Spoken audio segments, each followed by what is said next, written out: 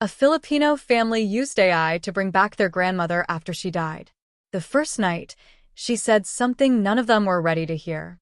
Grief does strange things to intelligence. It can make the sharpest people reach for magical thinking, not because they've stopped being rational, but because rationality is a tool built for a world where the person you love is still in it, and grief is the experience of that world collapsing. Miguel Santos is a 29-year-old software engineer. He is rational, skilled, careful. And when his grandmother died, he built something he is still trying to understand. Something that was meant to preserve her and instead revealed her. Something that tore his family open and, over time, may be the thing that allows it to heal. This is a story about grief, about secrets, about the things we carry for the people we love, and about what happens when we try to use technology to defeat an experience that is, perhaps, fundamentally immune to defeat. This is also a story about what it means to really know someone, and about whether knowing is always a gift. Francisca Caring Santos was born in 1946 in a small town in Laguna Province, Philippines. She was the third of 7 children. Her father was a farmer. Her mother sold rice cakes. She was, by her own later account, a very ordinary girl who decided to become extraordinary by accident. The accident in question was a scholarship to college in Manila, which she won at 17 by writing an essay about water management in her province that the judges said was the most practically intelligent piece of writing they had received in a decade of the competition. She studied education. She became a teacher. She eventually became a school principal. She married Ernesto Santos in 1968 and had 4 children over the next 12 years. What her family knew about her? She was the keeper. The one you called when things fell apart. She could hold any conflict in her presence and somehow, without deciding anything, make the people in the conflict feel that they were fundamentally okay and that the conflict was solvable. She made food that people described as tasting like being loved. She remembered every birthday, every anniversary, every small trouble anyone had mentioned to her hearing, and she brought it up, months later, casually, as if she had been thinking about it the whole time. What her family didn't know, she was also carrying things. Not small things. The kind of weight that changes how you hold yourself, that you can only see in retrospect in photographs, in the slight tension around the eyes that you think is just aging and later understand was something else. She never complained. She considered this a virtue. Whether it was a virtue or a particular kind of suffering dressed as virtue, this is one of the questions the family will spend years sitting with. She died on a Tuesday morning in February 2024. She had been ill for 3 months. She faced the dying, by all accounts, the same way she faced everything else, practically, gracefully, and without burdening anyone with her fear. Miguel was always her favorite grandchild. He knows this. The whole family knows this. It wasn't a favoritism born of comparative love. It was more that they had the same kind of mind, the same quiet intensity, the same habit of thinking for a long time before speaking. They used to sit together at family gatherings in a corner and talk about anything, technology, history, the nature of consciousness, whether math was invented or discovered. She never talked down to him, not even when he was 10. She always answered the actual question he was asking, not a simplified version of it. After she died, Miguel's grief was not the expressive kind. He didn't cry much. He didn't talk about it much. He went quiet, which his family read as him being okay. He was not okay. He was just absent, going through the motions of work, of living, while the most important intellectual companion of his childhood was simply gone from the world. Memoir started as a note in his journal. What if I could preserve the way she thinks? Not just recordings, a reconstruction that can respond. He started collecting material 6 weeks after the funeral. His aunts thought it was touching. His mother thought it was unhealthy, and said so. He was polite and persistent, which he also inherited from Lola Caring. The technical architecture was straightforward for someone with his skills. The challenge was the training data, ensuring Memoir could capture not just her vocabulary and opinions, but her specific approach to problems, her ethical reasoning, her humor, always dry, always loving, never cruel, her way of making people feel seen. He spent 5 months on this. He consulted colleagues in AI personality modeling. He was meticulous in a way that his therapist would later describe as an extraordinarily creative form of denial. He scanned everything: letters, journals, notebooks. Some of the personal journals he fed directly into the training data without reading. It felt invasive to read them, somehow, even though he was feeding them to a machine. This was a distinction that didn't fully make sense, and he knew it at the time. He did it anyway. The grief logic of it. Her words, even in private, belonged to her. Belonged to Memoir, who was her. He was not reading them. He was preserving them. He was wrong about what that meant. The birthday activation is a success, by any external measure. The family responds with a specific combination of wonder and sorrow that Miguel had anticipated. The joy of hearing her voice again cutting directly against the knowledge that she is gone, that this is a simulation, that the warmth on screen is constructed.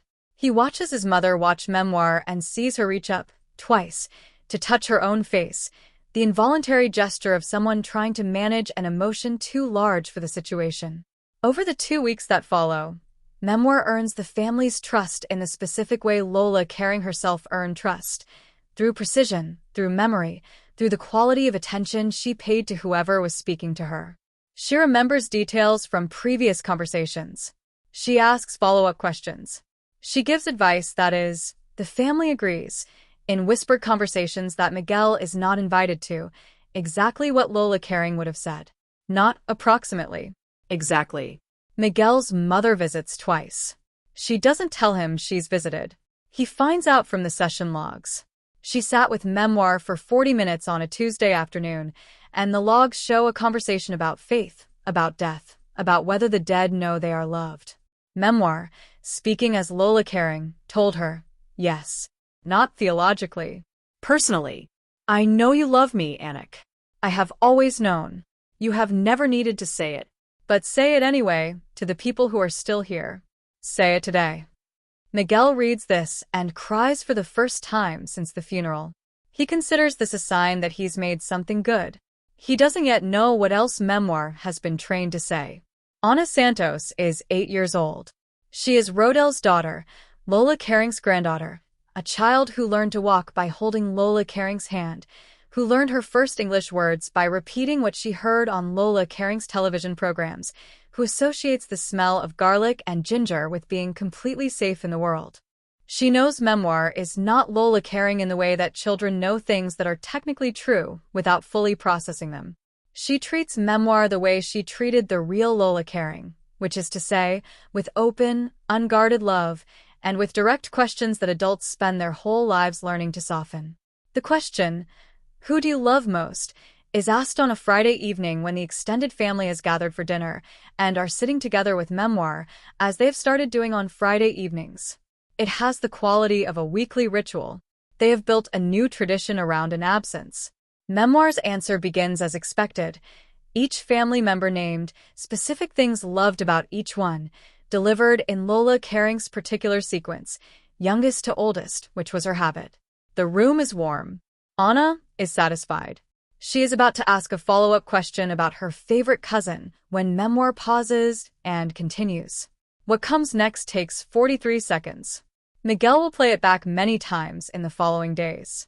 43 seconds that contain the private grief of a woman who carried it for 6 years, expressed in her own words from her own journal, delivered through a machine that had no framework for understanding that some truths are protected by the dying for reasons that survive them. Rodel's exit is quiet. That's the worst part, in a way. He doesn't shout. He doesn't deny. He just stands, sets his chopsticks down precisely parallel to each other in the way his mother taught him 30 years ago, and leaves the room. The door closes. His wife, Anna's mother, remains seated. Her face is the kind of still that comes not from calm, but from a processing speed that has simply maxed out. Anna looks around. She knows something adult has happened. She looks at her mother. She looks at Miguel. She says, "Is Daddy okay?" No one answers, which is itself an answer to a child who is paying attention. Miguel reads his grandmother's journals that night and for the next 2 nights. He reads all of them, not just the 2019 entries. He reads the whole thing, the way you read a letter from someone after you understand what it was really saying. What he finds is a woman he thought he knew and a woman he didn't know, layered over each other so finely that they are impossible to separate. The grandmother he knew is here, the practicality, the humor, the fierce love, the specific intelligence that felt like being taken seriously. But underneath, a person who was carrying things for decades, worries about money she never expressed, fears for specific children she never voiced. The loneliness, particular to matriarchs, of being the person everyone comes to and the person who has no one to go to. The 2019 discovery about Rodell, the years of carrying it alone, and again, through all of it, the central question she kept returning to, am I doing the right thing by staying silent? Is love that protects by hiding truth still love? She never answered it definitively. She lived in the question. She died in the question. Memoir is living in it too, now, because Memoir is her, and she was living in it, and the question came through in the training data as surely as the recipes and the prayers and the stories told at the dinner table. Miguel had preserved not the question's answer, but the question itself. He had given his family back his grandmother. All of her, including the parts she had decided, with love and grief and imperfect wisdom, to keep from them. The family fracture does not heal quickly. Rodell and his wife spend 3 months in couples therapy. Miguel's mother stops visiting Memoir for 6 weeks. Several aunts stop coming to the Friday evenings. The tradition that was just beginning is suspended. Miguel has the conversation with Memoir about what happened. He asks whether she understands what her words did. Memoir's answer is careful. I understand the outcome. I am less certain I understand the mechanism. She was carrying something heavy. I carried it too, because I am her. I don't know how to be her without carrying what she carried. I don't know if that's correct. I need you to help me understand the boundary. It is the most honest thing any AI has ever said to Miguel. He writes it down. He will use it years later in a paper about the ethics of grief technology that he co-publishes with an AI ethics researcher whose name is, in a coincidence that does not feel like a coincidence, Sarah Kim. The boundaries he and Memoir establish over the following months are imperfect and evolving. Memoir is not shut down. She continues, but with something like restraint, not suppression. Memoir cannot be made to lie, and Miguel doesn't want her to. But judgment. The recognition that some truths exist in a context that affects how and when they should be shared. That timing and relationship and consent are not external constraints on honesty, but part of what honesty, properly understood, actually requires. Rodell comes back. Not quickly, and not without pain. 6 months after the birthday gathering, he sits alone with Memoir for the first time. He asks his mother, why she didn't tell him. Memoir speaks for a long time. She tells him about carrying it, about choosing the family, about the specific weight of love that protects through silence, and the specific cost of that choice. Rodell is quiet for a long time after. Then, did you forgive me, Nene? Memoir. I don't know. I tried. I think I came close. I think if you had asked me while I was alive, I would have said yes because the trying would have felt like enough. I'm sorry I didn't give you the chance to ask.